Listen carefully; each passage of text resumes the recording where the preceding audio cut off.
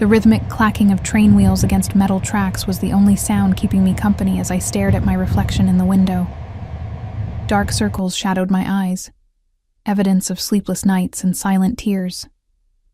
My fingers trembled as they traced the fading bruise on my wrist, a parting gift from Richard. 3 years of marriage had slowly stripped away everything I once was, leaving behind this hollow shell of a woman, running away in the dead of night with nothing but a hastily packed duffel bag and the desperate hope for a new beginning. Rain pelted against the glass, distorting the darkness outside into a blur of shadows and distant lights. The gentle sway of the train car should have been comforting, but my heart refused to slow its frantic rhythm. Every few minutes I found myself glancing over my shoulder, half expecting to see Richard's towering figure looming in the aisle, his face contorted with that familiar rage that always preceded the worst nights. I pulled my oversized sweater tighter around my body, trying to disappear into the worn fabric. The carriage was nearly empty at this late hour, just a few scattered passengers dozing or staring vacantly at their phones. Nobody noticed the woman with the haunted eyes clutching her bag like a lifeline. Nobody cared about one more invisible person fleeing from their demons. The train lurched suddenly, and my bag slipped from my lap, spilling its contents across the floor. I scrambled to collect my meager belongings, cheeks burning with embarrassment. As I reached for my worn paperback novel, my fingers brushed against expensive Italian leather shoes that hadn't been there a moment ago. "Allow me." The voice was deep, like velvet dragged across gravel. I froze, unable to look up, my body instinctively bracing for humiliation or worse. But the man simply crouched down, gathering my scattered possessions with unexpected care. When he handed me the book, I finally forced myself to meet his gaze. The air left my lungs in a silent rush. He wasn't just handsome. He was beautiful in the way dangerous things often are. Sharp cheekbones, framed eyes so dark they appeared almost black in the dim lighting of the train car. His suit probably cost more than 6 months of my rent, each line tailored to perfection against his broad shoulders. But it was the stillness about him that made the hair on the back of my neck stand up. The practiced, predatory calm of someone accustomed to being obeyed without question. "Thank you," I whispered, quickly averting my eyes and clutching my bag against my chest. Instead of continuing down the aisle, he settled into the seat across from mine. The empty carriage stretched in both directions, yet he chose to sit directly opposite me. A subtle scent of expensive cologne mingled with something darker drifted across the space between us. Sandalwood, amber, and the faintest hint of cigarette smoke. "You're shaking," he observed, his voice betraying no emotion. I hadn't realized my trembling was visible. "I'm fine, just cold." His eyes flickered to my wrist where the sleeve had ridden up, revealing the yellowing bruise. Something dangerous flashed across his features before his expression smoothed back into unreadable stillness. Without a word, he removed his suit jacket and held it out to me. "I don't need..." "Take it." It wasn't a request. Despite everything in me screaming to maintain distance from strange men, I found myself accepting the jacket. It was still warm from his body, impossibly soft against my skin. I draped it over my shoulders, immediately enveloped in warmth and that intoxicating scent. "Where are you headed?" he asked, settling back into his seat with a casual elegance that seemed entirely out of place in the grimy train car. "Away," I answered vaguely, unwilling to share details with a stranger, no matter how expensively dressed. A slight curve touched his lips, not quite a smile, but something adjacent to amusement. A good direction to be heading. Before I could respond, the train jolted violently. My body lurched forward, and suddenly his hands were on my arms, steadying me with surprising strength. For a heartbeat, we were close enough that I could see flecks of amber in his dark eyes, could feel the controlled power in his grip. Then he carefully set me back into my seat, his touch lingering a moment longer than necessary. "Thank you," I murmured again, unsettled by the way my skin tingled where his fingers had been. His phone vibrated, and he glanced at the screen, his expression hardening. He answered with a single curt word in what sounded like Italian, listening intently before responding with a series of short, clipped sentences. Though I couldn't understand the language, the authority in his tone needed no translation. When he ended the call, the atmosphere had changed. He studied me with an intensity that made me want to disappear into the upholstery. "You're running from something," he stated. "Not a question. Aren't we all?" I countered weakly. "Not me," he replied with absolute certainty. "I never run." The train began to slow as we approached the next station. I gathered my belongings, preparing to change trains as planned. My escape route was mapped out meticulously, a zigzagging path designed to lose anyone who might follow. Richard had connections in the police department. I couldn't risk staying on one route too long. "This is my stop," I said, standing on unsteady legs. He rose as well, towering over me. What a coincidence. Mine too. Alarm bells rang in my head. This station was barely a whisper of a place. A rural platform where only local trains stopped. What business would a man in a suit worth thousands have here? As I stepped onto the platform, the cold night air slapped against my face. The station was deserted except for a single attendant closing up the ticket booth. Rain continued to fall in heavy sheets, creating a curtain of water that obscured the distant lights. I pulled the stranger's jacket tighter around my shoulders, suddenly realizing I was still wearing it. "Your jacket," I began, starting to shrug it off. "Keep it," he said dismissively. "You need it more than I do."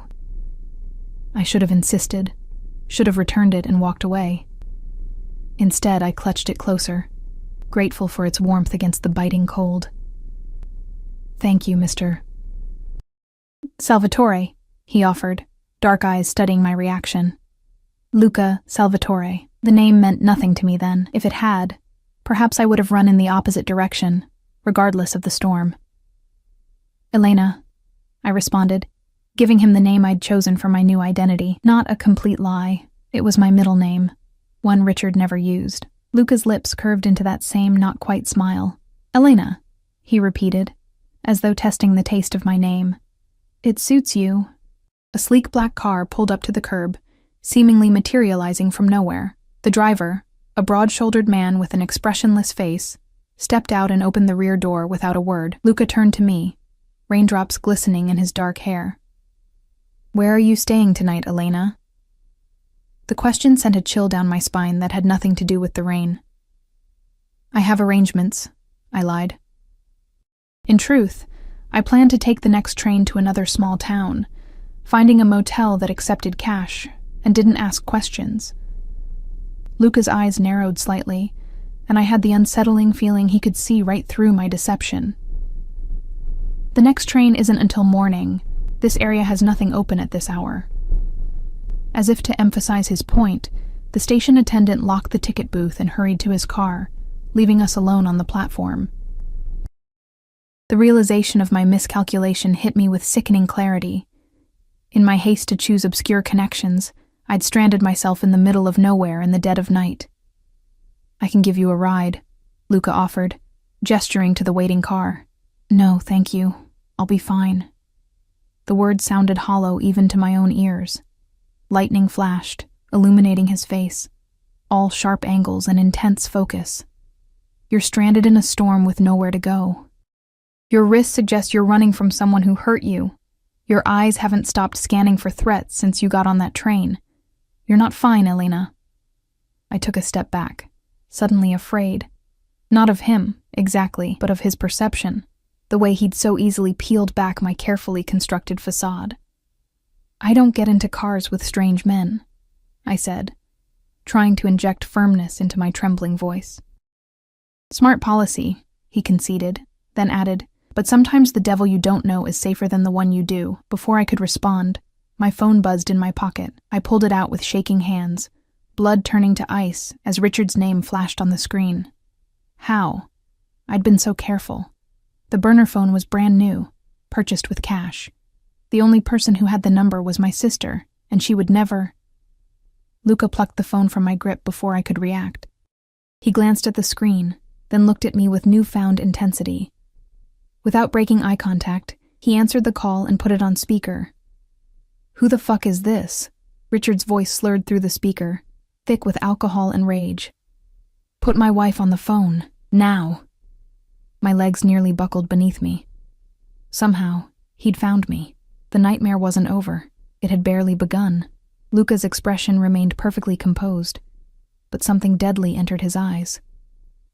"Your wife is unavailable," he replied, his voice deceptively soft. "Listen, you piece of shit," Richard snarled. "That's my property you're talking to. I know exactly where she is, and I'm coming to get what belongs to me. You'd better be gone when I get there, or I'll make you regret the day you were born." A cold smile curved Luca's lips. "Is that so? You have no idea who you're fucking with," Richard continued, his words slurring together. "I'm a cop. I have friends. We take care of people who interfere with our business." "How fascinating," Luca replied, his tone conversational despite the lethal glint in his eyes. "I look forward to our meeting." He ended the call and turned to me. My heart hammered against my ribs as panic clawed up my throat. "He found me," I whispered, terror making it difficult to breathe. "He's coming." "Yes," Luca agreed calmly, pocketing my phone. "But I'll be here when he arrives." He stepped closer, his voice dropping to a near whisper. "Tell me, Elena, do you want to be free of him?" The question hung between us, heavy with implications I couldn't fully grasp. Lightning split the sky again, casting harsh shadows across his face. In that moment, with rain soaking through my clothes and fear freezing my veins, I made a choice that would alter the course of my life forever. "Yes," I breathed, the word barely audible above the storm. Luca's eyes darkened with something that looked remarkably like satisfaction. "Then come with me." Everything I'd ever been taught screamed at me to run, to trust no one, especially not a stranger with dangerous eyes and too much power in his voice. But Richard was coming, and my carefully planned escape was unraveling before my eyes. The devil I knew was hunting me, and my options had dwindled to a single terrifying choice. I stepped toward the waiting car. Luca's hand settled at the small of my back as he guided me to the vehicle, his touch light, but unmistakably possessive. As the driver held the door open, Luca leaned close, his breath warm against my ear. "You're safe now, Elena," he murmured. "No one will hurt you again." It sounded like a promise. It felt like a claim. I slid into the back seat, the leather cool and buttery beneath my fingertips. Luca settled beside me, close enough that I could feel the heat radiating from his body. As the car pulled away from the station, I caught sight of my reflection in the window, a pale face framed by damp hair, wearing an expression somewhere between terror and desperate hope. "What have I done?" I thought, as the stranger beside me made another call, his voice low and commanding. "We have a situation," he said in English, his eyes never leaving my face. "Someone thinks he can take what's mine." The car glided through the rain-slicked streets, windshield wipers creating a hypnotic rhythm that matched my racing heartbeat. I sat rigidly on the edge of the leather seat, acutely aware of Luca's presence beside me. He hadn't spoken since that cryptic phone call. His attention focused on his phone as he typed rapid-fire messages, his profile illuminated by the blue glow of the screen. I studied our surroundings, trying to memorize the route in case I needed to escape again. But the driver took a series of turns that left me disoriented, and soon we were passing through an exclusive neighborhood I'd never seen before. Gated estates hidden behind high walls and lush greenery. "Where are we going?" I finally asked, my voice sounding small in the silence. Luca glanced up from his phone. "Somewhere safe. Somewhere he can't reach you." "How do you know he can't reach me there?" "You don't understand. Richard has connections. He's a detective with friends in high places. He's found me every time I've tried to." I stopped, realizing I was revealing too much to a man I'd known for less than an hour. A cold smile touched Luca's lips. "Trust me, Elena. My connections outrank his." Before I could respond, the car turned through an imposing gateway flanked by stone pillars. Security cameras swiveled to track our movement as we proceeded up a winding driveway, lined with perfectly manicured trees. At the end stood a modern mansion of glass and stone, its windows glowing warmly against the stormy night. My mouth went dry. This wasn't just wealth. This was power. The kind of power that existed in a different stratosphere from ordinary people like me. The car came to a stop beneath a covered entrance. Immediately, a man in a dark suit opened Luca's door, followed by another opening mine. They didn't look like household staff. They moved with the alert precision of trained security. Luca exited first, then extended his hand to help me out. I hesitated, suddenly aware that I was stepping further into unknown territory with each passing minute. Second thoughts, Elena? His dark eyes studied me with unsettling intensity. Yes, screamed every survival instinct I possessed. Instead, I placed my trembling hand in his and allowed him to help me from the car. His fingers closed around mine with gentle pressure, warm and startlingly steadying. The moment we entered the house, activity erupted around us. Men in suits appeared, speaking in rapid Italian. A woman materialized to take Luca's now damp suit jacket from my shoulders. I stood frozen in the massive foyer, feeling painfully out of place with my rumpled clothes and dripping hair. Luca issued a series of commands that sent everyone dispersing in different directions. Then he turned his attention back to me, his gaze traveling from my wet sneakers to my tangled hair. "You need dry clothes and rest," he stated, as though we'd somehow progressed to the stage where he could make decisions about my basic needs. "Sophia will show you to a guest room." The woman who had taken his jacket reappeared, her expression professionally blank. "This way, please." I looked between her and Luca, suddenly hesitant. "My phone?" "I'll return it once I've ensured it can't be tracked," Luca replied. "Richard won't find you here." "Why are you doing this?" I asked, the question that had been burning in my mind since the train station. Why help a stranger? Something shifted in his expression. A flicker of emotion I couldn't identify before his features settled back into that unreadable mask. "Get some rest, Elena. We'll talk in the morning." It wasn't an answer, but exhaustion was beginning to cloud my judgment.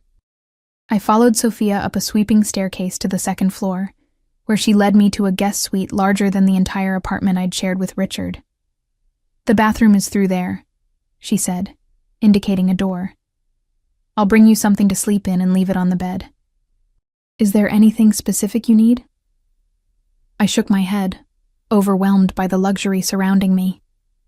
The king-sized bed with its crisp white linens, the plush carpet beneath my feet, the floor-to-ceiling windows overlooking manicured grounds. "Mr. Salvatore has requested the doctor examine you," Sophia added, her tone making it clear this wasn't optional. "Doctor, I don't need—" "For your wrist," she clarified, her eyes flickering to the bruise I'd been unconsciously covering with my other hand. "And any other injuries you may have." Shame burned hot in my cheeks. Was my abuse so obvious that even strangers could see it mapped across my body? "I'm fine." Sophia's professional demeanor softened slightly. "Mr. Salvatore insists. Dr. Chen is very discreet."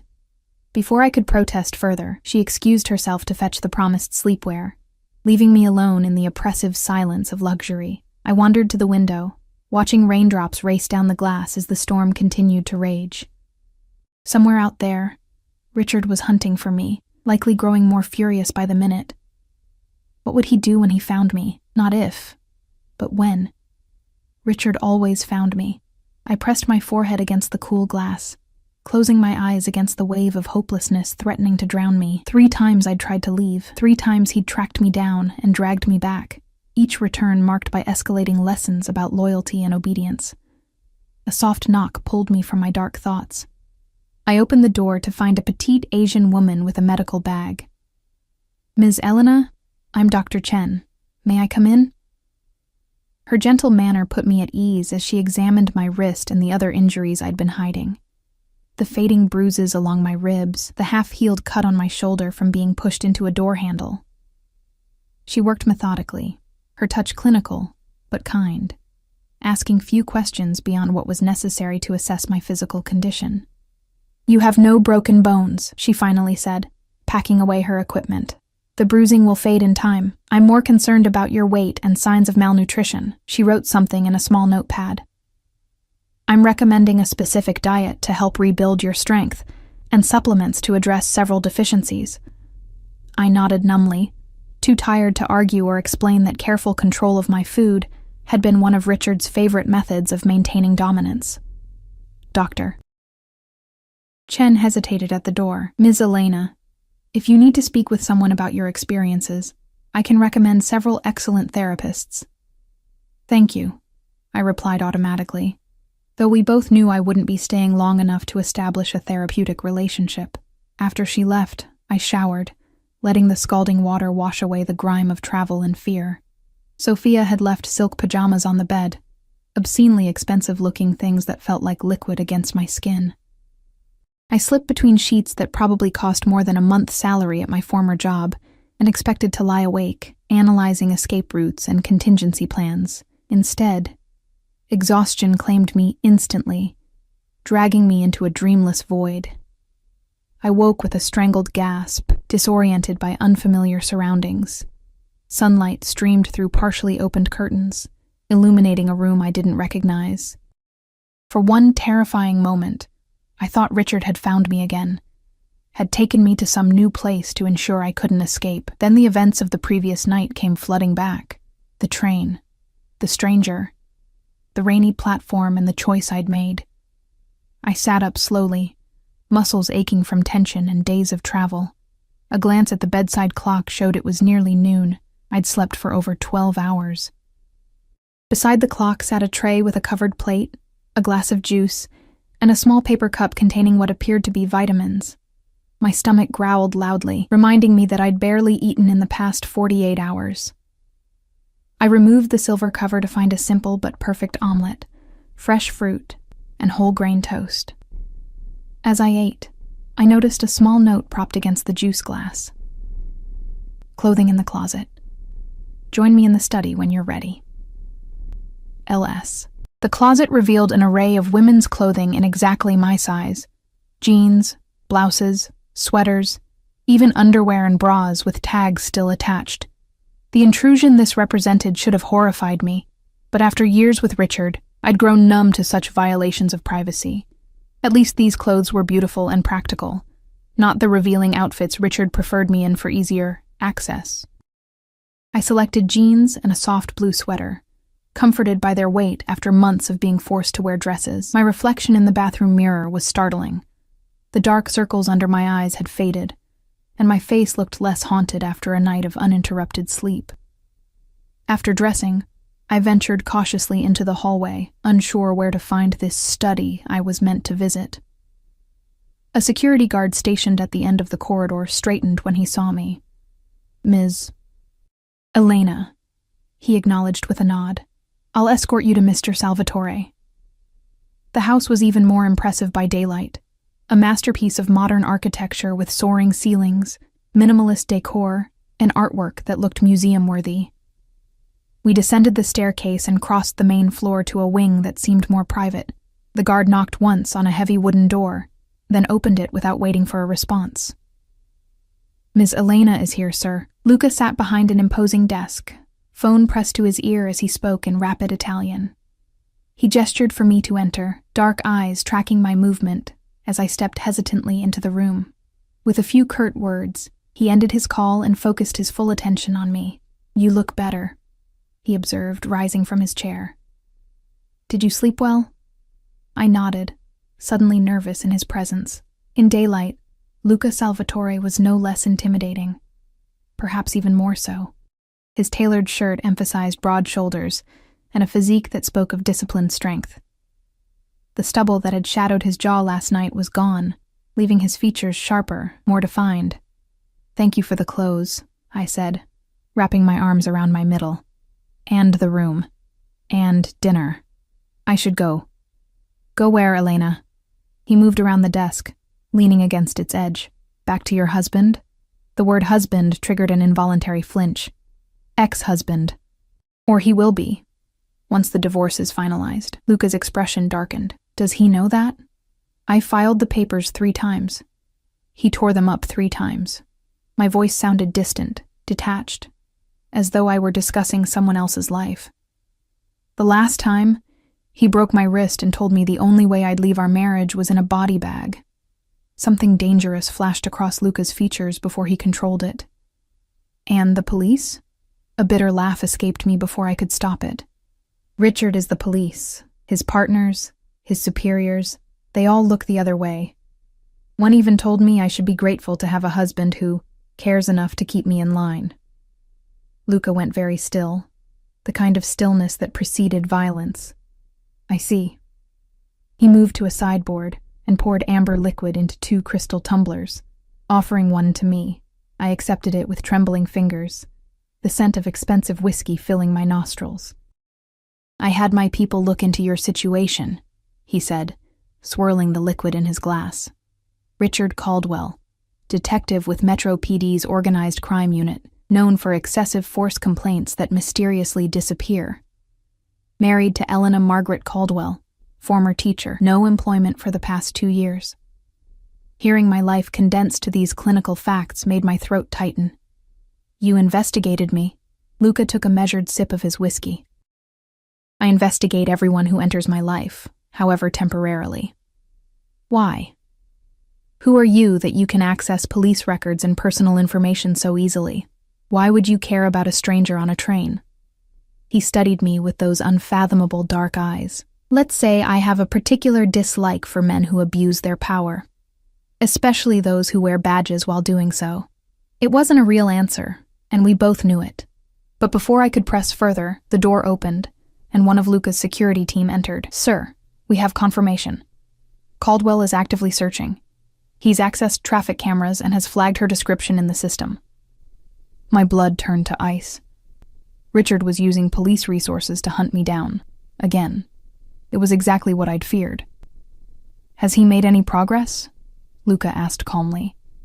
"He tracked her to the train station but lost the trail there. He's been questioning the station attendant, but the man doesn't remember anything useful." The security man's gaze flickered briefly to me. "Caldwell is becoming aggressive in his methods. He's threatened several people already." Luca nodded, as though this information merely confirmed what he already knew. "Continue monitoring. I want to know every move he makes." After the man left, Luca turned back to me. "You see your situation clearly now, Elena. You cannot simply run and hope to disappear. Not from a man with his resources and determination." The whiskey burned my throat as I took a desperate swallow. "Then what am I supposed to do? I can't go back. I won't survive it this time." "You need protection," Luca stated simply. "Someone with the power and resources to keep him away from you permanently." The implication hung heavy in the air between us. "Someone like you?" His lips curved into that not-quite smile I was beginning to recognize. "Precisely like me. Why would you do that? What could you possibly gain from involving yourself in my problems?" Luca set his glass down and moved closer, his presence overwhelming my senses. "Perhaps I simply find the idea of Richard Caldwell's fury satisfying. The man believes he owns you. Imagine his reaction when he discovers you're under my protection instead." The possessive edge in his voice raised goosebumps along my arms. "I don't want to be owned by anyone. Protection isn't ownership, Elena." He reached out, his fingers lightly tracing the fading bruise on my wrist. Though I suspect the difference is academic to a woman who's been treated as property for so long. His touch sent electricity skittering across my skin. I pulled away, needing distance to think clearly. "What exactly are you proposing? Stay here, where my security can ensure your safety. Use my resources to finalize your divorce properly, with legal representation that even a corrupt detective can't intimidate. Begin building a new life for yourself, free from fear." He paused, dark eyes intent on mine.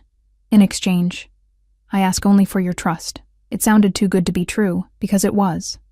Nothing came without a price, especially not from powerful men. "And when you decide you want more than trust, what then?" Something flickered in his expression. Surprise, perhaps, at my directness. "I'm not Richard Caldwell, Elena. I don't take what isn't freely given." Our eyes locked, the tension between us thick with unspoken possibilities. The rational part of my brain screamed warnings about jumping from one controlling relationship into another. But the desperate part, the part that had endured 3 years of escalating abuse, saw a lifeline I couldn't afford to refuse. Before I could respond, another security team member burst into the room without knocking. "Sir, we have a situation." "Caldwell is at the front gate." The words hit me like a physical blow. My legs buckled, and I sank onto the nearest chair, blood draining from my face. "That's impossible," I whispered. "How could he have found me here?" Luca remained eerily calm, moving to the large monitor on his wall with fluid grace. He pressed a button, and security camera feeds appeared, showing a police cruiser parked at the estate's main gate. Richard stood beside it in his uniform, arguing with the security guard stationed there. Even from a distance, I could see the rigid set of his shoulders, the aggressive stance I'd learned to fear. He wasn't in a rage yet, but he was working up to it. The calm before the storm I knew all too well. "He has no warrant," the security man reported. "Claims he's conducting an investigation regarding a missing person. Says he has reason to believe she's being held here against her will." A bitter laugh escaped me. The irony of Richard positioning himself as my rescuer was too cruel to bear. Luca's eyes flickered to me, then back to the screen. "Tell Paolo to inform Detective Caldwell that this is private property, and without a warrant, he has no authority to enter." Luca's voice was measured, almost bored. "If he persists, remind him that harassment of a private citizen is grounds for a formal complaint to his superiors." The security man nodded and stepped out to relay the instructions. I stared at the monitor, watching as the guard at the gate spoke into his radio. Richard's reaction was immediate and violent. His face contorted with rage as he jabbed a finger at the camera, clearly aware he was being observed. "He'll find a way in," I said hollowly. "He always does." "Not here," Luca replied with absolute certainty. "This isn't a women's shelter with minimal security or a friend's apartment he can intimidate his way into. My home is protected by measures that would challenge military forces, let alone one corrupt detective." As if to prove his point, 2 more security personnel appeared on the camera feed, taking positions behind the guard at the gate. Richard's hand moved to his service weapon, and for one terrifying moment, I thought he might actually draw it. Instead, he leaned in close to the intercom, his lips moving rapidly, though there was no audio on the feed.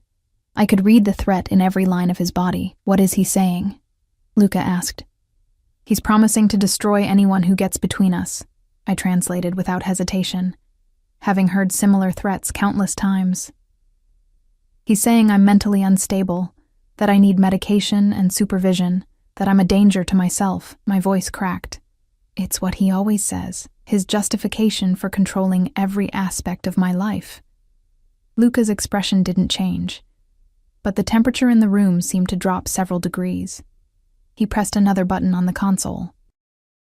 "Paolo, inform Detective Caldwell that if he doesn't remove himself from my property immediately, I will personally call the chief of police and the district attorney, both of whom dined at my table last month. Ask him if he'd like me to mention his harassment of a private citizen, or perhaps his history of domestic violence complaints that have mysteriously disappeared from the system." I watched in stunned silence as the guard relayed this message. Richard's face twisted with fury, but a flicker of uncertainty crossed his features. He looked directly at the camera, jabbing his finger again and mouthing words I could easily decipher. "This isn't over." Then he got into his cruiser and drove away, tires squealing on the pavement. My entire body was shaking, adrenaline flooding my system with nowhere to go. Luca crossed to a cabinet and retrieved a small pill bottle. "Dr. Chen left these for you. Mild anti-anxiety medication, if you need it." He poured a glass of water from a crystal decanter and offered both to me. "They're not strong enough to impair your judgment, just enough to take the edge off." I hesitated. Years of Richard tampering with my food and medication making me wary. Luca seemed to read my thoughts. "You don't have to take them. It was merely an offer." To my surprise, I believed him. I accepted the glass but not the pill, needing to keep my mind clear. "Thank you." He nodded, returning the pill bottle to the cabinet without comment. "He'll be back, you know. Men like Richard Caldwell don't surrender what they consider their property." "I know." The water did little to ease the dryness in my throat. "I should go. I'm putting you in danger by staying here." Luca actually laughed at that, a brief, humorless sound. "Elena, there isn't a man in this city who would dare to truly threaten me.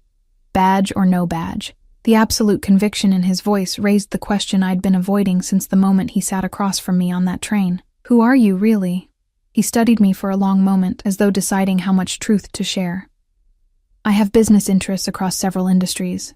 Import-export, real estate, private security." It was a masterful non-answer, revealing nothing while sounding like disclosure. "That doesn't explain why a detective would back down just from hearing your name, or why you have better security than most government buildings. Doesn't it?" He moved closer, his presence filling my senses. "In this city, Power comes in many forms. Some men carry badges and believe it gives them the right to abuse those weaker than themselves. Others build empires that make those badges insignificant in comparison. The implication hung between us. Unspoken, but unmistakable. I'd traded the devil I knew for one I didn't. One who might be infinitely more dangerous. Yet instead of fear, I felt a strange, hollow calm. What could Luca Salvatore possibly do to me that Richard hadn't already done or threatened? At least Luca's darkness wasn't disguised beneath a badge and vows of love and protection. "You're involved in organized crime," I stated flatly, needing to hear the truth spoken aloud. His expression remained impassive. "I prefer to think of it as alternative governance. I provide services and protection to those who cannot find justice through official channels." His eyes held mine, daring me to judge him. "Like yourself. A week ago, I would have recoiled from such an admission. Now, I merely nodded, too emotionally exhausted for moral outrage. "So I've fled from a corrupt cop to a mafia boss. Is that what you're telling me?" The corner of his mouth lifted slightly. "If you prefer such simplistic terms, yes. I should have been terrified. I should have run screaming from the house. Instead, I found myself laughing, a borderline hysterical sound that held no actual humor. God, my life has become a bad movie." "On the contrary," Luca replied, moving to pour himself another drink. "In movies, the corrupt cop would face justice, and the mafia boss would be the clear villain. Reality is rarely so straightforward." He offered me a refilled glass, which I accepted this time. "What happens now?" "That depends on you." He leaned against his desk, studying me over the rim of his tumbler. "You could leave, try your luck elsewhere, hope that Richard doesn't find you again. Or you could stay here, under my protection, while we deal with your husband more. Permanently." The way he said permanently sent a chill down my spine. "I don't want him dead," I said quickly. "I just want him out of my life. There are many ways to remove a man's power without ending his life, Elena." Luca's voice was soft, almost gentle. Sometimes living with the consequences of one's actions is a far more fitting punishment than death. Before I could respond, his phone vibrated. He glanced at the screen, his expression hardening. "Excuse me. I need to take this." He stepped out onto the adjacent balcony, closing the glass door behind him. Left alone, I moved to the windows overlooking the estate grounds. Security personnel patrolled the perimeter, their movements disciplined and coordinated. Beyond the high walls, the city sprawled beneath the afternoon sun, oblivious to the drama unfolding in this fortress of wealth and power. What choice did I really have? Richard would never stop hunting me. He'd made that abundantly clear from the moment I first tried to leave. Each escape attempt had only increased his determination to own me completely, to break me down until nothing remained of the woman I'd once been. Luca returned, tucking his phone into his pocket. "My team has been monitoring Caldwell's movements. He's returned to the police station, likely to try finding another approach. He won't access any useful information. I have safeguards in place." The casual way he spoke of having safeguards within the police department should have alarmed me. Instead, I felt a twisted sense of relief that someone's corruption might finally work in my favor. "I need to think," I said, setting down my barely touched drink. "This is all happening so fast." "Of course." Luca nodded, maintaining a respectful distance. "You're free to use the grounds. My security team has been instructed to ensure your privacy and safety. Take all the time you need." I wandered through the mansion's manicured gardens, trying to clear my head. The estate was even more impressive in daylight. Acres of perfectly landscaped grounds surrounded by stone walls and discreet but omnipresent security. Cameras were mounted at strategic points, their presence both reassuring and unsettling. After an hour of aimless walking, I found myself in a secluded rose garden, complete with a small stone fountain. I sat on a bench, listening to the gentle splash of water, and tried to make sense of the bizarre turn my life had taken. Just 3 days ago, I'd been planning my escape from Richard, scraping together every cent I could hide away, preparing to disappear without a trace. Now I was ensconced in a mobster's mansion, contemplating accepting his protection, with all the strings such an arrangement would inevitably entail. You look troubled." I startled at the voice, turning to find Luca standing a few feet away. He'd changed from his formal attire into dark jeans and a simple black sweater that somehow made him look even more dangerous, less like a businessman, and more like what he truly was. "I didn't hear you approach," I said, my hand pressed against my racing heart, old habit. He didn't apologize, merely sat beside me on the bench, leaving a careful distance between us. "My security chief tells me you've walked the entire perimeter. Looking for escape routes?" Heat crept into my cheeks at being so transparent. "Force of habit," I countered, echoing his words. To my surprise, he smiled, a genuine expression that transformed his features, making him look younger, almost boyish. "Prudent. I'd be concerned if you weren't assessing your options." We sat in silence for a moment, the fountain's gentle burbling the only sound between us. Finally, I gathered my courage and asked the question that had been haunting me since I stepped into his car. "What do you want from me, Luca? Really?" He turned to face me fully, his dark eyes intent on mine. "Initially, nothing. You were a woman in trouble on a train. I offered help because I could. And now?" Something flickered in his gaze, an emotion I couldn't name.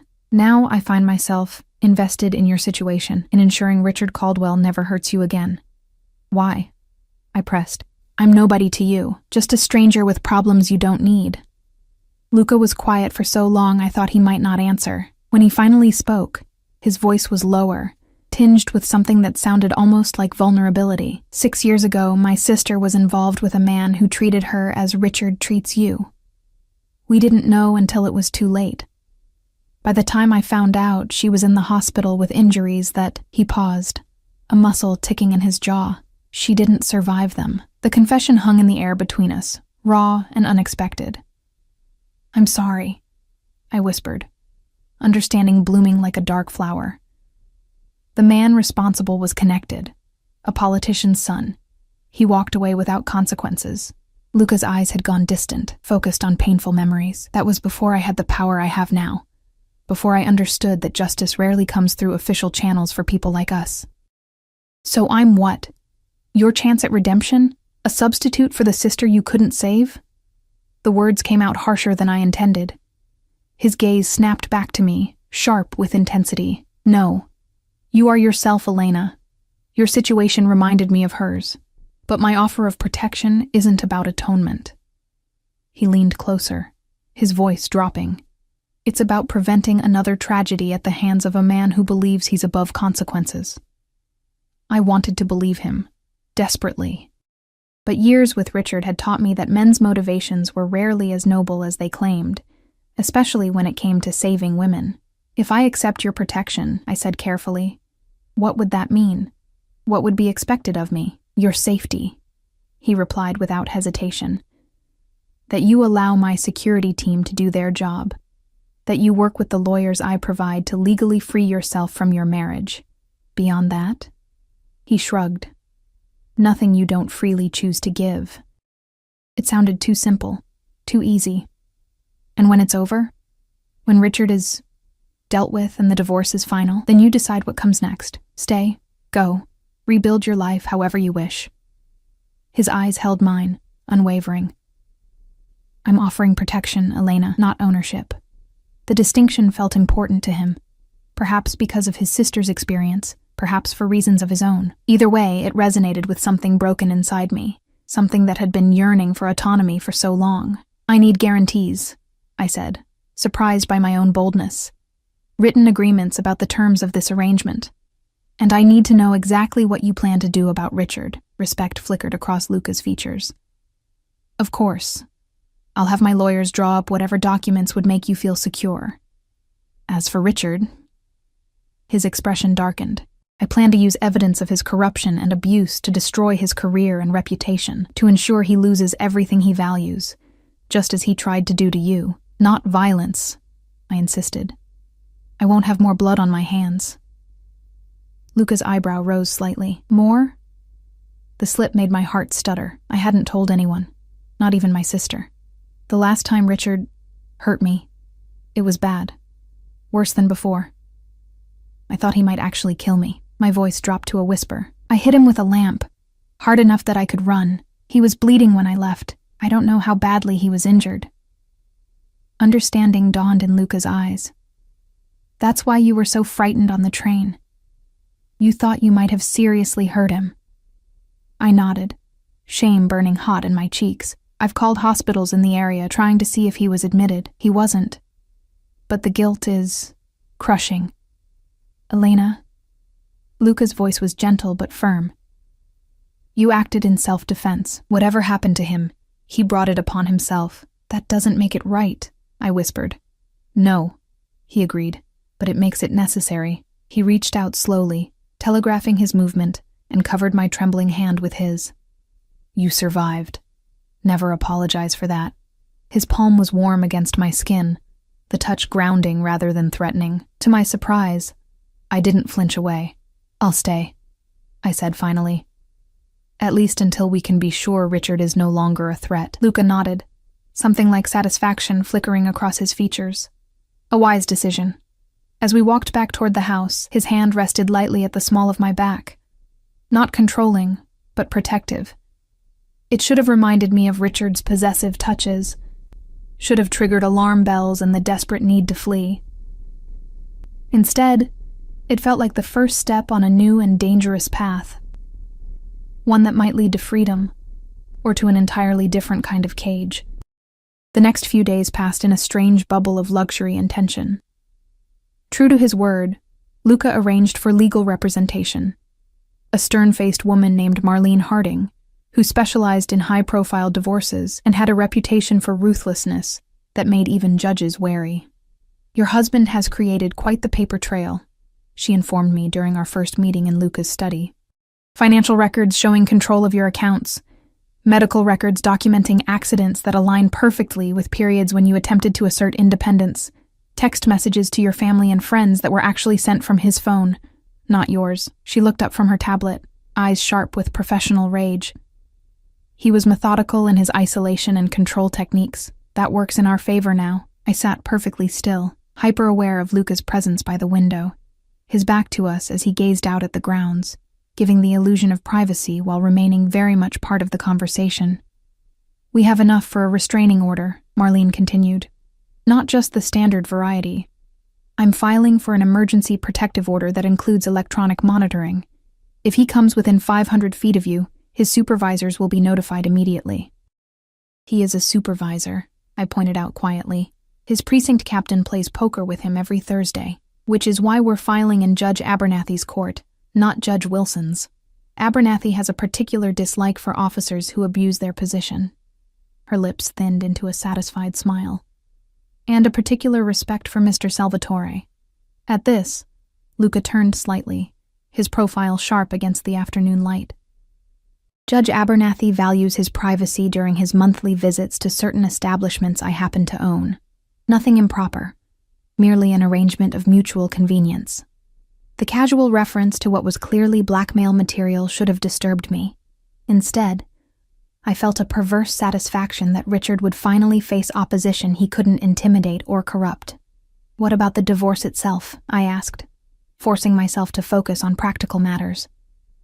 Marlene's expression turned predatory. We're filing under circumstances of extreme cruelty, with documented evidence.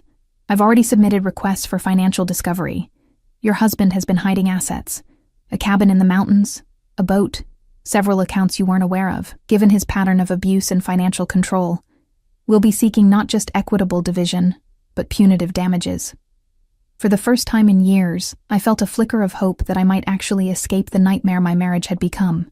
He'll fight it, I warned.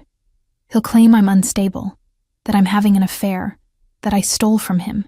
Anything to make himself the victim. Let him, Marlene replied, unperturbed. Every false claim will only strengthen our case and damage his credibility.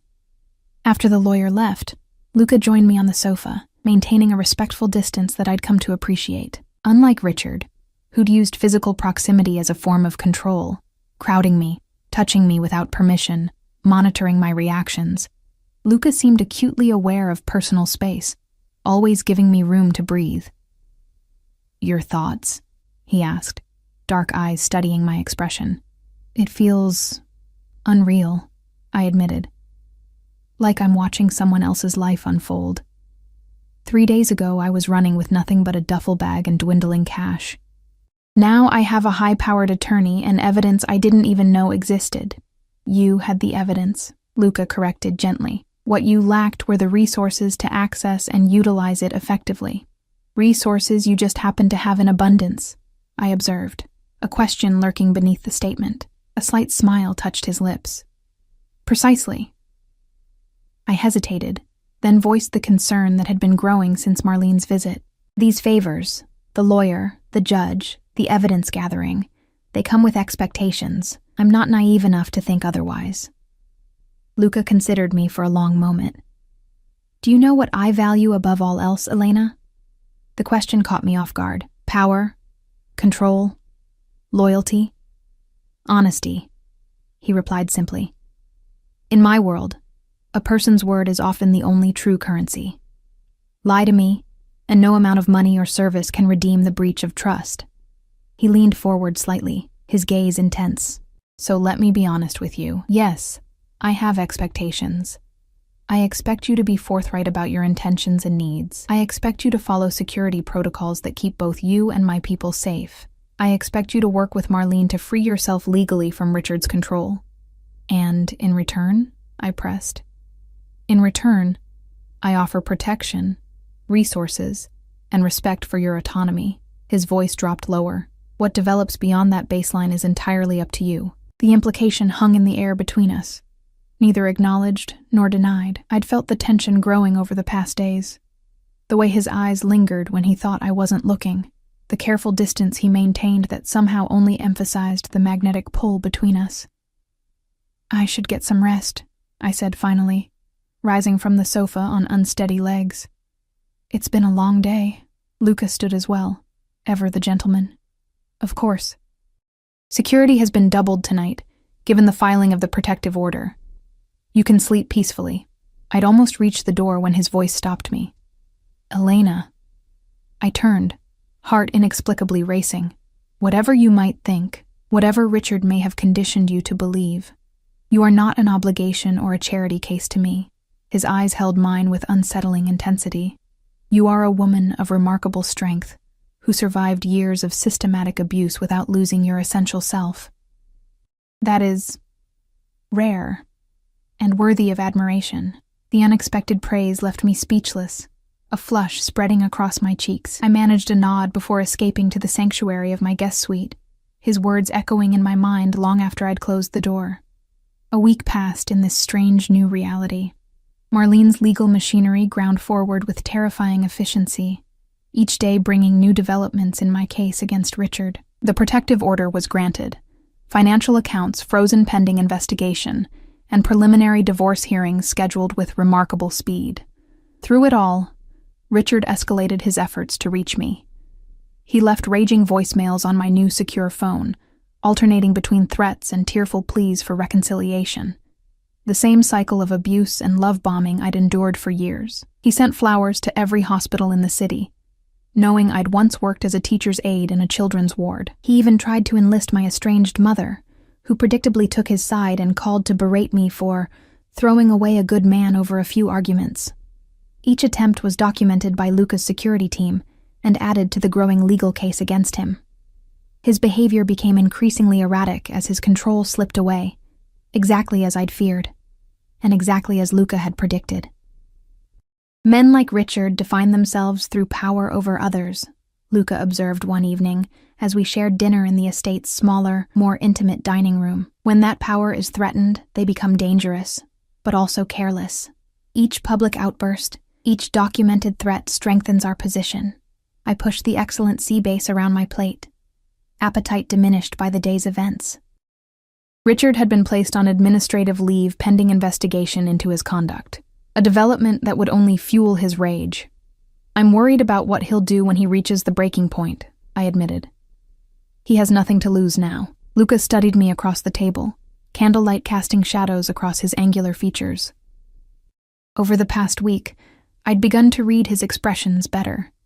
The slight tightening around his eyes that indicated concern, the almost imperceptible softening of his mouth when something pleased him, That's why you haven't left the estate since arriving, he noted.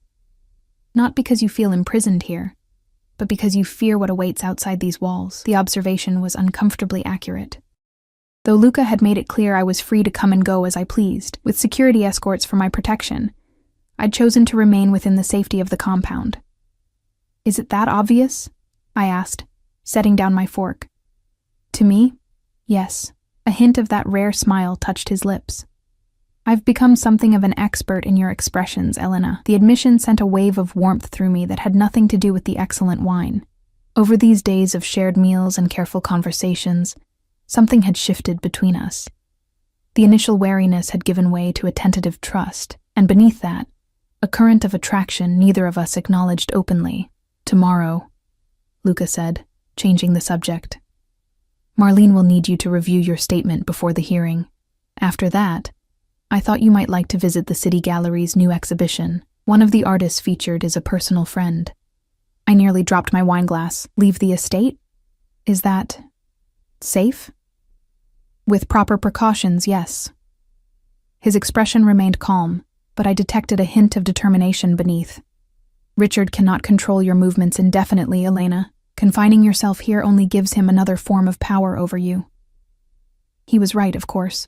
In running from Richard, I'd created another kind of prison for myself, safer and more luxurious, but a cage nonetheless. All right, I agreed, surprising myself with the decision. I'd like that. The genuine pleasure that crossed Luca's face was worth the spike of anxiety the prospect of leaving caused. It occurred to me then how little he asked for himself, how each suggestion or directive had been focused on my well-being or legal situation. What about you? I asked impulsively. You've put your life on hold to deal with my problems. Surely there are business matters requiring your attention. Something unreadable flickered in his dark eyes. My organization runs smoothly whether I'm directly involved or not. That's the benefit of having competent people in key positions. Still, I persisted. There must be something you're missing or delaying because of me. Luca took a measured sip of wine before answering. I was scheduled to attend my goddaughter's birthday celebration in Milan next week. Nothing that can't be rescheduled. The casual mention of family, of normal social obligations beyond the world of power, plays and legal battles, humanized him in a way nothing else had. I tried to picture Luca Salvatore, dangerous mafia boss, attending a child's birthday party, and found the image both incongruous and oddly endearing. You shouldn't miss it, I said firmly. Not because of me. The situation with Richard remains volatile, he countered. I wouldn't leave you unprotected. You have an entire security team, I reminded him, and I'm getting better at following protocols. I leaned forward, suddenly determined to give him something in return for all he'd done. Go to Milan. Celebrate your goddaughter's birthday. I'll be fine for a few days. Luca studied me with that penetrating gaze that seemed to see through pretense. You're certain? Yes, I said, surprising myself with how much I meant it. Your life shouldn't stop because of my problems. Something shifted in his expression, a softening that transformed his features. You continue to surprise me, Elena. Is that a good thing? I asked, only half joking. Very good, he murmured, his voice dropping to a register that sent warmth curling through my stomach. Few people in my life ever surprise me anymore. The moment stretched between us, charged with unspoken possibilities. Then his phone vibrated, breaking the spell. He glanced at the screen, his expression instantly reverting to the controlled mask I'd come to recognize as his business face. Excuse me, he said, rising smoothly from his chair. I need to take this. I nodded, watching him step into the adjacent room, his voice dropping to a low murmur as he answered the call. Even in this private moment, he maintained a careful distance, ensuring I couldn't overhear his conversation, protecting me, I realized, from knowledge that might compromise me. In the week I'd spent under Luca's protection, I'd seen glimpses of his other life, cryptic phone calls, meetings with men who carried themselves with the same deadly grace, brief conversations that ended abruptly when I entered a room. He kept that world carefully partitioned from mine, never bringing his business into the spaces we shared. It was considerate in a way Richard had never been, with his tendency to bring work home, to discuss suspects and criminals over dinner, to leave case files spread across our dining table. Richard had used his work to intimidate me, to remind me of the power he wielded. Luca did the opposite, segregating the darker aspects of his life to create a space where I could feel safe. He returned a few minutes later, his expression neutral once more. My apologies for the interruption. Is everything all right? I asked, more out of politeness than expectation of a real answer. To my surprise, he responded with unusual candor. A business associate is having trouble with local authorities. Nothing serious, but it requires attention.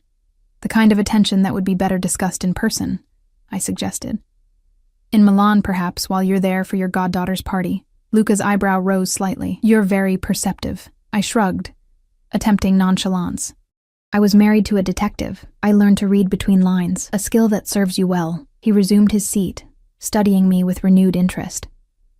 You're suggesting I combine the personal visit with business matters. Why not? It seems efficient. I took a sip of wine, feeling oddly pleased with myself, and it would give you a valid reason to go, beyond just my encouragement. A genuine smile spread across his face, a rare, unguarded expression that transformed him from intimidating crime lord to startlingly handsome man. Efficiency and practicality, qualities I greatly admire. The approval in his voice warmed me more than it should have. I'd spent years being criticized by Richard for these exact traits. My organized approach to problems, my practical solutions derided as cold and unfeeling. Then it settled, I said, with more confidence than I felt. You'll go to Milan, I'll stay here with your security team, and we'll both pretend not to worry about each other while you're gone. The last part slipped out before I could censor it, revealing more than I'd intended. Luca's eyes darkened, his expression turning serious. Would you worry about me, Elena? The question hung between us, weighted with implications. A week ago, I would have deflected or lied. Now I found myself answering honestly. Yes, I admitted softly. I would. The art gallery was housed in a renovated industrial space, all exposed brick and soaring ceilings. I moved through the exhibition slowly, Luca a constant presence at my side, his security team maintaining a discreet perimeter around us. Despite the armed escort and the knowledge that Richard was still somewhere in the city, I felt a heady sense of freedom, being outside the estate walls for the first time in over a week. What do you think? Luca asked, indicating a massive canvas dominated by swirls of crimson and black. I studied the piece, trying to articulate the emotions it evoked. It's turbulent, like looking into someone's rage made visible. I glanced at him. Is this your friend's work? Yes. Marco tends toward the dramatic in his art, much like in his life. A hint of affection colored Luca's voice. He claims this series was inspired by Greek mythology, the punishment of Prometheus, the titan who stole fire from the gods and gave it to humanity, I recalled. Zeus chained him to a rock where an eagle ate his liver every day, only for it to regenerate each night, so the torture could continue eternally. Luca looked impressed. You know your mythology. I was going to be an English teacher before. I trailed off, the memory of abandoned dreams still raw. Literature was my passion, mythology, classics, poetry. All of it. Was? He questioned gently. I shrugged, uncomfortable with the direction of the conversation. Life happened. Dreams changed, or were changed for you, Luca observed with quiet insight. He guided me toward the next piece, his hand hovering near the small of my back without quite touching, always respectful of boundaries. What would you do now if all obstacles were removed? If Richard were no longer a concern and you could choose any path? The question caught me off guard. I'd been focused on survival for so long that the luxury of dreams seemed foreign, almost frivolous. I don't know, I admitted. Teaching, maybe, or writing. I used to write before Richard decided it was a waste of time. Luca's expression darkened momentarily. Men like Richard fear anything that nurtures independence in those they seek to control. We moved through the gallery in companionable silence, pausing occasionally when a piece caught my interest. It felt surreally normal, like a date rather than an outing with armed guards strategically positioned throughout the venue. The thought brought a flush to my cheeks. Was that what this was? A date? The idea seemed absurd given our circumstances, yet I couldn't deny the chemistry that had been building between us over the past days. "You're blushing," Luca observed, his voice low enough that only I could hear. "Just warm," I lied, avoiding his knowing gaze. His lips curved in that not-quite smile I'd come to anticipate. "Of course." As we approached the gallery's cafe area, a flash of movement caught my eye, a figure ducking behind a pillar, the familiar set of shoulders sending ice through my veins. Richard. My body froze instinctively, terror locking my muscles. Luca noticed immediately, his hand closing gently around my elbow. "What is it?" he asked, voice calm but alert. "Richard," I whispered, eyes fixed on the spot where I'd glimpsed him. By the pillar near the exit. Luca didn't turn to look, didn't react visibly at all. Instead, he smoothly guided me toward a quieter alcove while making a subtle gesture to his security team. "Are you certain?" "Yes," I breathed, heart hammering against my ribs. "He shouldn't be here. The protective order." "Breathe, Elena," Luca instructed, positioning himself to shield me from view. "My men will handle this. You're safe." I watched over his shoulder as two of his security team converged on the area where I'd seen Richard. A moment later, one of them touched his earpiece and shook his head in Luca's direction. "He's gone," Luca translated, though his posture remained tense. "They're checking the exits and security footage." "He was here," I insisted, fighting the familiar sensation of being disbelieved that Richard had cultivated for years. "I know what I saw." "I believe you," Luca said immediately, his dark eyes steady on mine. "That's why we're leaving. Now." He ushered me toward a service entrance, his security team forming a protective formation around us. Within minutes, we were in his armored car, pulling away from the gallery. "How did he know we'd be there?" I asked, hands trembling despite my efforts to remain calm. "The exhibition wasn't publicly announced. We didn't tell anyone we were going." Luca's expression was thunderous. "A question I intend to answer very thoroughly." He pressed a button on his phone. "Paolo, lockdown communications. I want every employee interviewed, every system checked for breaches. No one leaves until we have answers." I stared out the window as the city blurred past, the brief taste of freedom soured by fear. "He'll never stop," I whispered, more to myself than to Luca. "Not until he has me back, or I'm dead." Luca's hand covered mine, warm and steadying. "Neither of those outcomes will happen, Elena. I promise you that." The fierce conviction in his voice pierced through my panic, grounding me in the present moment. I turned my hand beneath his, our fingers interlacing naturally. "I'm sorry," he said after a moment. "I underestimated his obsession. It won't happen again." The apology startled me. Richard had never once admitted fault or expressed genuine remorse in our entire relationship. "It's not your fault. Security is my responsibility," Luca countered. "Your safety is my priority." I studied our joined hands, struck by the contrast, his tanned skin against my paler tone, his strength contained and offered as support, rather than used to control. "Why?" I asked softly. "Why am I your priority? The truth, Luca. Not the convenient explanation about your sister or justice." His dark eyes met mine, something vulnerable flickering in their depths. "Because from the moment I saw you on that train, exhausted, terrified, but still fighting, I felt something I haven't experienced in a very long time." "What?" I whispered. "Recognition," he answered simply. "I recognized something in you that resonated with me. A survivor's spirit, a refusal to be broken, despite everything that's been done to you." His thumb traced gentle patterns against my palm. "It's rare, and immeasurably valuable." The admission hung between us, more intimate than any declaration of attraction could have been. I'd expected many things from Luca Salvatore. Protection, perhaps desire, maybe even affection, but not this profound understanding that pierced straight to my core. "I see you too," I confessed, voice barely audible above the car's engine. Not just the power or the danger, but the man beneath it all. I squeezed his hand gently. The man who respects boundaries, who keeps his word, who separates his darkness from those he protects. Something shifted in Luca's expression. A guard lowering, revealing a glimpse of naked emotion before he carefully composed himself again. "We should focus on your safety now. Emotions can wait." But they couldn't. Not really. Not when Richard's appearance had shattered the illusion of security and reminded me how fragile life could be. Not when every moment felt borrowed, existing in the space between one crisis and the next. Back at the estate, Luca insisted on a full security sweep before allowing me inside.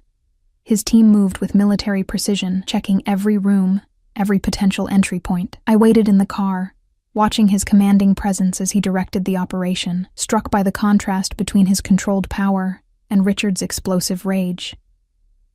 One was a storm that destroyed indiscriminately, the other, a force of nature channeled with precision. When we finally entered the house, Luca led me directly to his study, closing the door behind us. "I've arranged for Marlene to file an emergency violation report," he said, moving to the sideboard to pour us both a drink.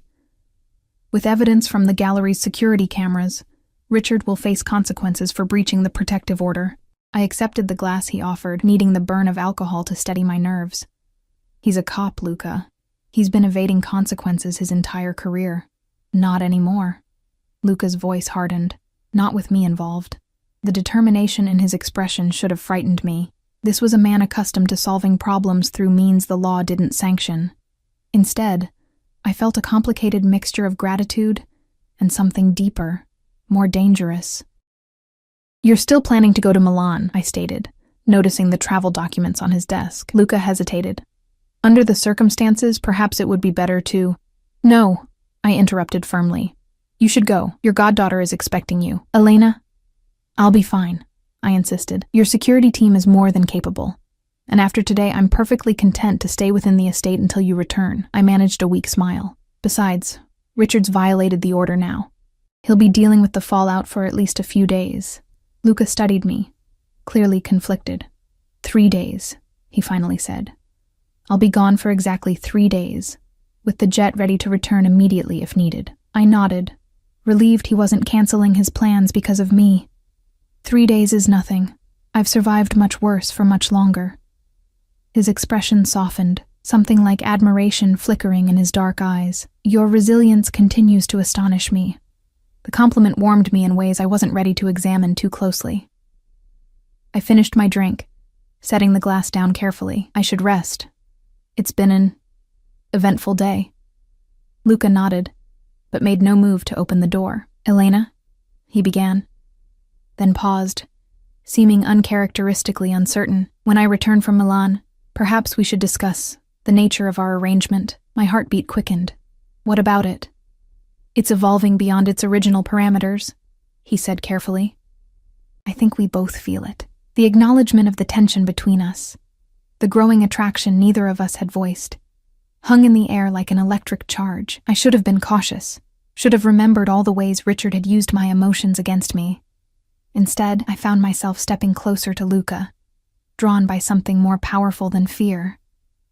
"Yes," I agreed softly. "It is." His eyes darkened, desire written plainly across his features. He reached out slowly, telegraphing his movement, giving me every opportunity to pull away. When I remained still, he cupped my cheek with a gentleness that made my heart ache. "I want to kiss you," he murmured, his voice dropping to a register that sent shivers down my spine. "But only if you're certain." 3 weeks ago, I'd been a prisoner in my own home, my body and will subject to another man's control. The fact that Luca would ask permission for something as simple as a kiss, that he would prioritize my autonomy over his desire, was more seductive than any grand gesture could have been. I answered by rising onto my tiptoes, closing the distance between us myself. The first brush of his lips against mine was gentle, questioning. When I responded, leaning into him, his arm wrapped around my waist, pulling me closer as the kiss deepened. Unlike Richard's demanding, possessive kisses that had always felt like another form of control, Luca's touch was patient, exploratory, less about taking and more about discovering. I melted against him, my hands sliding up to his shoulders, reveling in the solid strength of him. When we finally parted, both slightly breathless. Luca rested his forehead against mine. "That," he said softly, "was worth waiting for." A small laugh escaped me, part nervousness, part genuine joy. "Yes," I agreed, "it was." He brushed a strand of hair from my face, his touch reverent. "We should stop here for tonight. There's no rush, Elena.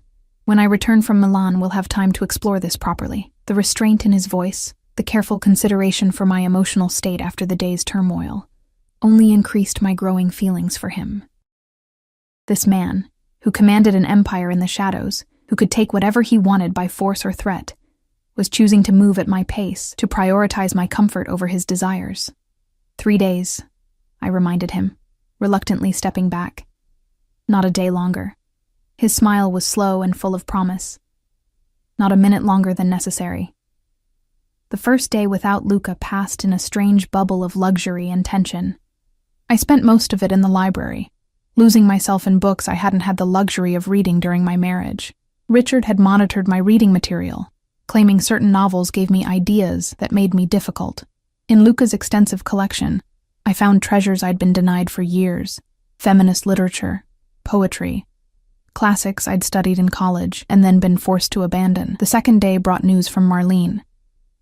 Richard had indeed been served with notice of his violation, had been suspended without pay pending investigation. His captain, finally facing pressure from the commissioner after media attention on the case, had placed him on mandatory psychiatric evaluation. "It's falling apart for him," Marlene informed me during our video call. "His colleagues are distancing themselves. His union representative is suggesting he take a plea deal on the abuse charges. He's isolated now, Elena. Just like he isolated you. The poetic justice should have brought satisfaction. Instead, it filled me with a creeping dread. Richard was never more dangerous than when cornered. I shared my concerns with Paolo, Luca's head of security, who immediately doubled the patrols around the property and stationed additional men at key access points. Mr. Salvatore would expect nothing less, he assured me when I apologized for the extra precautions. "Your safety is his highest priority." That night, Luca called from Milan, his deep voice sending warmth through me even across the distance. "Everything all right?" "Fine," I answered, curled up in bed with the phone pressed to my ear. "Quiet. Almost too quiet after everything." "You're worried," he observed, reading me even through the phone. I sighed. "Richard's being backed into a corner. That's when he's most unpredictable." "My team is aware and prepared," Luca assured me. "But I'll be home tomorrow regardless." "The celebration ends tonight. How was it?" I asked, eager to change the subject. "The birthday party?" His chuckle warmed me from within. Chaotic. 12 6-year-olds hopped up on cake and excitement. My goddaughter made me wear a tiara for most of the afternoon. The image of Luca Salvatore, fearsome Mafia boss, wearing a child's tiara made me laugh out loud. "Please tell me someone took pictures." "Several, unfortunately," he replied, mock resignation in his voice. "All of which will be destroyed as soon as I return." We talked for nearly an hour, the conversation flowing easily between us. When we finally said goodnight, I found myself missing his physical presence with an intensity that surprised me. The third day dawned gray and rainy, matching my restless mood. Despite reassurances from Paolo and the visible security presence, anxiety gnawed at my insides. I tried to lose myself in books again, but found my attention wandering, my gaze constantly drawn to the windows and the storm beyond. By evening, the rain had become torrential, lightning splitting the sky at irregular intervals. I sat in the living room, a novel open but unread in my lap, watching the clock and calculating when Luca's plane would land. He'd texted earlier. They'd been delayed by the weather but were cleared for takeoff. 2 more hours, perhaps 3. And he'd be home. Home. The words slipped into my thoughts, unbidden. When had Luca's mansion begun to feel like home? When had his presence become something I craved rather than merely tolerated or appreciated? A crash of thunder shook the windows, startling me from my reverie. The lights flickered once, twice, then stabilized. I set my book aside and moved to the window, watching sheets of rain lash against the glass. The security patrol passed below, guard dogs straining at their leashes despite the downpour. I watched them make their rounds, grateful for their vigilance yet unsettled by its necessity. Another flash of lightning illuminated the grounds, and for a split second, I thought I saw a figure moving near the eastern perimeter wall. I blinked, straining to see through the curtain of rain. But there was nothing. Just shadows and storm-tossed trees. My imagination was getting the better of me, fueled by days of tension and anticipation. I turned away from the window, determined to find something to occupy my mind until Luca returned. The lights went out. For a moment, I stood frozen in the sudden darkness, heart pounding against my ribs. Then emergency lighting kicked in, bathing the room in a dim, bluish glow. Standard procedure during storms, Paolo had explained during my security briefing. Nothing to worry about, except the house phone wasn't working when I tried it, nor was my cell phone receiving any signal. A cold certainty settled in my stomach. This wasn't just a power outage. Someone had cut the lines deliberately. Richard had found a way in. The realization galvanized me into action. I moved quickly to Luca's study, where I knew he kept a secure satellite phone for emergencies. The hallways felt endless, each shadow potentially concealing my hunter. I'd almost reached the study when I heard it. The soft scrape of a window being forced open somewhere nearby. Abandoning stealth for speed, I ran the remaining distance, shutting and locking the heavy door behind me. The satellite phone sat on Luca's desk, a lifeline in the growing nightmare. I lunged for it, fingers trembling as I dialed the emergency number Paolo had made me memorize. "Security office," a clipped voice answered on the first ring. "It's Elena," I whispered, eyes fixed on the door. "Richard's in the house, east wing, near the living room. Power and communications are compromised. Stay where you are, Ms. Elena. Secure the room. Team is mobilizing now." I hung up and moved quickly around the study, checking windows and the connecting bathroom, all secure. I retrieved the small pistol Luca had shown me on my second day, loaded but safety on, hidden in a concealed drawer of his desk. Then I waited, gun clutched in trembling hands, ears straining for any sound beyond the rain and thunder. Minutes stretched like hours. Where was security? The estate was large, but not so vast that response should take this long. Something had gone very wrong. A soft click at the door made me raise the gun, finger hovering near the trigger as Luca had taught me. The handle turned slowly, testing the lock. "Elena." Richard's voice, deceptively gentle, drifted through the wood. "I know you're in there, sweetheart. Open the door so we can talk." I remained silent, backing toward Luca's private bathroom where there was a second exit, a fact Richard couldn't know. "I'm not angry anymore," he continued, his tone taking on that reasonable quality that had always preceded his worst violence. "I understand why you ran. You were confused, manipulated. But I'm here now. I can take you home. Home." Once that word from his lips had meant safety. Now it represented only pain and control and slow suffocation. "The police are coming," I called, hoping to deter him. "Luca's security team is already on their way." A chilling laugh answered me. "No, they're not. Your boyfriend's precious security team is currently occupied with a situation at the main gate. Amazing what you can accomplish with a stolen maintenance truck and a little inside information." Inside information. The realization struck like a physical blow. Someone within Luca's organization had betrayed us. That's how Richard had known about the gallery. How he'd managed to bypass the estate's formidable defenses. And as for Salvatore himself, Richard continued, a vicious satisfaction in his voice. "Terrible weather for flying tonight. So many things can go wrong when a private jet encounters unexpected turbulence. Cold horror washed through me. What did you do?" "Insurance, sweetheart. Just making sure we have time to ourselves." The door handle rattled more violently. "Now open this fucking door before I break it down." I moved swiftly to the bathroom, closing and locking that door as well before slipping through the second exit into Luca's private quarters. My mind raced, calculating options, escape routes, weapons.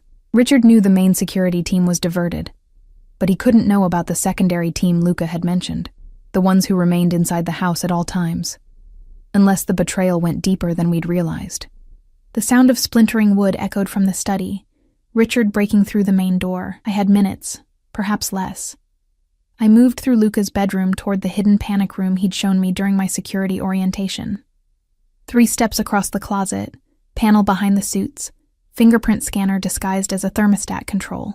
I pressed my thumb to the scanner, praying Luca had added my prints as promised. A soft beep, a click, and the panel slid open, revealing a small, fortified room beyond. I slipped inside, just as I heard Richard entering Luca's bedroom. His heavy footsteps unmistakable after years of learning to identify his approach. The panel closed silently behind me, sealing me in darkness for a moment before soft lighting activated automatically. A bank of security monitors showed views from throughout the house. On one, I could see Richard methodically searching Luca's quarters, gun in hand, face twisted with rage. Another showed the main gate, where a burning truck had created the diversion he'd mentioned. A third displayed the security team regrouping, realizing they'd been tricked, but the image that stopped my heart was on the central monitor, Luca's car pulling through a service entrance, him emerging with 2 security men, face set in lines of cold fury as he assessed the situation. He'd come back early. He was here. Relief warred with terror as I watched him receive a briefing from Paolo, his expression darkening with each word. He issued rapid commands, his team immediately dispersing to predetermined positions. Then he drew his own weapon and moved purposefully toward the east wing, toward Richard, toward me. I fumbled with the panic room's communication system, finally locating the direct line to the security team. "Paolo, it's Elena. I'm in the panic room." Richard is armed and in Luca's quarters. Luca is heading straight for him. "Understood, Ms. Elena. Stay where you are. We have the situation under control." But the situation was anything but controlled. On the monitors, I watched as Richard, alerted by some sound, took up a position of ambush near the bedroom door. Luca was approaching from the hallway, unaware that Richard was lying in wait just inside. I couldn't let it happen. Couldn't watch Richard destroy the one good thing I'd found amid the wreckage of my life. Against all security protocols, I unlocked the panic room and slipped back into the bedroom, gun clutched tightly in my hand. Richard had moved to the connecting bathroom, giving me a narrow window to reach the hallway and warn Luca. I'd made it halfway across the room when Richard emerged, his expression shifting from predatory anticipation to shock at finding me there. "Elena," he breathed, a terrible smile spreading across his face. "There you are." I raised the gun, aiming directly at his chest as Luca had taught me. "Stay back, Richard. It's over." He laughed, the sound devoid of humor. "It's never over between us, sweetheart. Till death do us part, remember." He took a step forward, utterly unconcerned by the weapon in my hands. "You won't shoot me? You don't have it in you. Don't test me," I warned, voice steadier than I felt. "I'm not the same woman you terrorized for years." "No," he agreed, his gaze hardening. "You're worse. A whore who ran from her husband into the arms of a criminal." Another step closer. "Did you fuck him yet, Elena? Did you spread your legs for Salvatore while my ring was still on your finger?" His words were designed to provoke shame, to trigger the conditioning he'd spent years instilling. Once, they would have worked, would have made me doubt myself, question my worth and agency. Now they only strengthened my resolve. The bedroom door crashed open behind me, and Luca's voice rang out, cold and deadly. "She belongs to no one but herself." Richard's gaze shifted to Luca, hatred blazing in his eyes. "The big shot himself. Come to save your whore?" "No," Luca replied calmly, moving to stand beside me rather than in front of me, treating me as an equal, not a possession to be protected. "Elena doesn't need saving. She's perfectly capable of handling this herself." His dark eyes flicked to me briefly. "Though I'm happy to assist if she wishes." The respect in his voice, the acknowledgement of my agency even in this life or death moment, filled me with a calm certainty I'd never experienced before. "It's over, Richard," I stated, my aim unwavering. "You've lost. Your career, your reputation, your power, all gone. And you never had me, not really. You only had my fear. And now you don't even have that," Luca added, his own weapon trained on Richard with deadly precision. Richard's eyes darted between us, the reality of his situation finally penetrating his rage. Security personnel were visible in the hallway behind Luca. Police sirens wailed in the distance, growing louder. For a moment I thought he might surrender, might finally accept the inevitable. Then his face twisted into a mask of pure hatred. "If I can't have you," he snarled, finger tightening on the trigger, "no one will." 3 shots rang out in rapid succession. Richard crumpled to the floor, blood blooming across his chest from the bullets Luca and I had fired simultaneously. His eyes, wide with shock, fixed on me as the life drained from them. "You did have it in you after all," he whispered, blood bubbling at his lips. Then he was gone. The monster who had haunted my existence finally, irrevocably silenced. I lowered the gun slowly, a strange numbness washing over me. Luca gently took the weapon from my hands, securing both firearms before turning to me. "Elena," he said softly, his hands hovering near my shoulders without touching, still respecting boundaries even in this moment of crisis. "Are you all right?" I nodded, unable to form words as the reality of what had just happened settled over me. Richard was dead. By my hand and Luca's, the nightmare was truly over. "It was self-defense," Luca stated, his voice pitched for the security team now entering the room.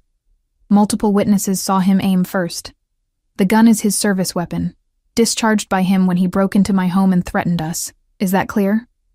Murmurs of agreement rippled through his men, as they secured the scene with practiced efficiency.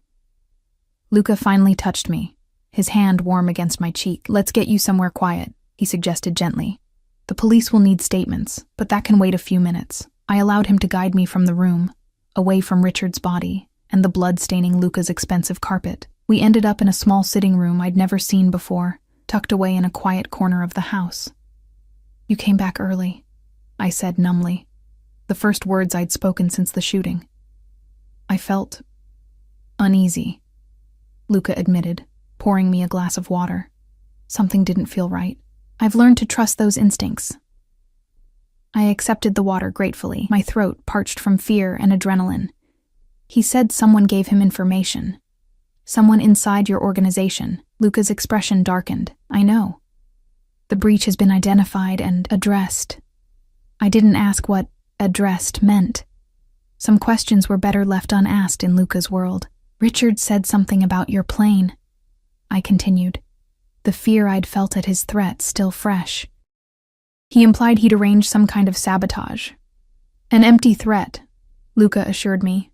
"My planes are checked thoroughly before every flight by my own security team. Even if someone had attempted something, it would have been discovered." Relief washed through me, followed quickly by the delayed shock of everything that had happened. I began to tremble uncontrollably, the glass slipping from my fingers.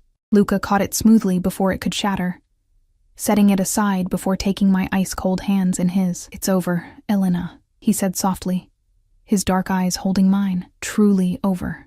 He can never hurt you again." A sob tore from my throat as 3 years of terror and suppressed emotion finally broke free.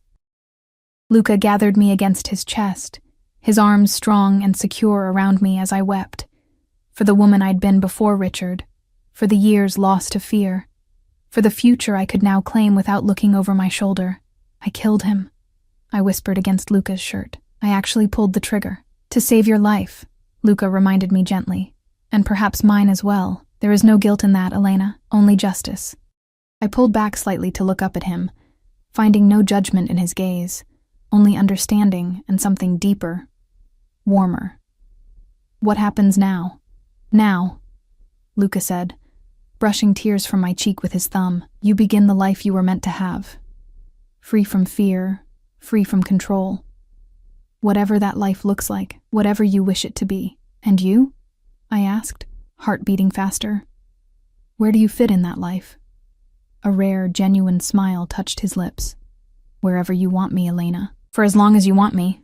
It wasn't a declaration of love. We weren't there yet, might not be for some time. It was something equally precious, a promise of choice, of agency, of mutual respect between equals, despite the power imbalance that would always exist between us. "I want you beside me," I said softly, with more certainty than I'd felt about anything in years. Not as my protector or savior, but as my partner. Someone who sees me as I am and values me for it. Luca's eyes darkened with emotion as he drew me closer. That, he murmured against my lips, is exactly where I want to be. Our kiss held the promise of a future neither of us had dared imagine. One built not on fear or control, but on mutual strength and hard-won freedom. The road ahead would not be simple. Luca's world would always contain dangers, and my healing would take time and work. But for the first time since I'd fled my prison of a marriage and boarded that fateful train, I felt something long forgotten stirring within me. Hope.